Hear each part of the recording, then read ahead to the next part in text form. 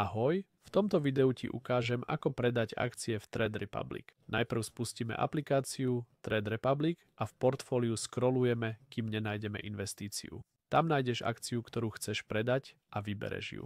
V mojom prípade je to Apple. Potom dole vpravo uvidíme možnosť obchodovať, klikneme na ňu a potom na predať. Teraz máme rôzne možnosti. Prvá je zadať percento, napríklad ak chceš predať všetko, klikni na 100%. A potom na pokračovať. Ak klikneš na podiely, uvidíš ďalšie možnosti. Môžeš zadať sumu v eurách alebo pridať limit. Teda predáš akcie, keď cena dosiahne určitú hodnotu, alebo pridáš stop loss pre predaj pri poklese. Poďme sa pozrieť na akcie. Ak chcete predať určitý počet, kliknite na 3 bodky a zadajte množstvo. Ja mám jeden podiel a chcem ho predať, tak vyberiem 1 a kliknem na pokračovať. Potom sa zobrazí prehľadné zhrnutie. Dôležité je, že treba zaplatiť 1 euro poplatok. Potom klikneme na predať a uvidíme, že objednávka sa vykonala. V portfóliu uvidíme, že akcia už nie je. Takto jednoducho predáte akcie Trade Republic. Ak vám toto video pomohlo, budem rád za like. Dovidenia.